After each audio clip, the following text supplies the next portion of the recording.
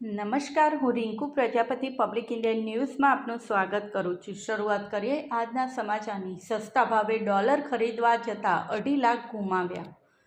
સુરત ખાતે રહેતા અને નિવૃત્ત જીવન ગુજારતા એક કોન્ટ્રાક્ટરને અજાણ્યા ગઠિયાઓએ સસ્તા ભાવે ડોલર આપવાની લાલચ આપી પેટલાદ તાલુકાના વડદલા પાટિયા નજીક બોલાવી $100ના બંડલના બદલે $1નું બંડલ આપી છેતરપિંડી આચરી હોવા અંગે પેટલાદ ગ્રામ્ય પોલીસ મથકે ફરિયાદ નોંધાઈ હતી।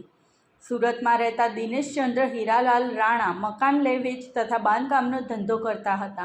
ગત એપ્રિલ 2023માં તેમને ફોન આવ્યો હતો અને સામેથી બોલતા શખ્સે કપડવંતથી બોલું છું તેમ કહી સુરતમાં મકાન લેવું છે, મારી પાસે 25 વીઘા જમીન છે પરંતુ રોકડા રૂપિયા નથી તેવી વાત કરી હતી।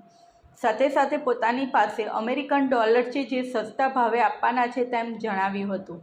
એકાદ માસ બાદ ફોન કરનાર વ્યક્તિએ પોતાની ઓળખ મેહુલ તરીકે આપી હતી ને ડોલર જોવા હોય તો આણંદ આવવાનું કહેતા દિનેશચંદ્ર પત્ની સાથે આણંદ આવ્યા હતા, જ્યાં મેહુલ નામની વ્યક્તિ મળી હતી અને $100ની એક નોટ બતાવી હતી, જેની સત્યતા ચકાસ્યા બાદ ખરીદવાની ઈચ્છા દર્શાવી તેઓ પરત સુરત ગયા હતા। ગત તારીખ 6 ઓગસ્ટ 2023ના રોજ મેહુલે ફોન કરી ફરિયાદીને તારાપુર ધર્મજ હાઈવે માર્ગ ઉપર આવેલા વડદલા ગામ નજીક બોલાવ્યા હતા, જ્યાં મેહુલે ડોલરનું બંડલ તેમને આપ્યું હતું। દિનેશચંદ્રએ તેને રોકડા રૂપિયા 2.50 લાખ આપ્યા હતા, જે લઈને શખ્સ ફરાર થઈ ગયો હતો।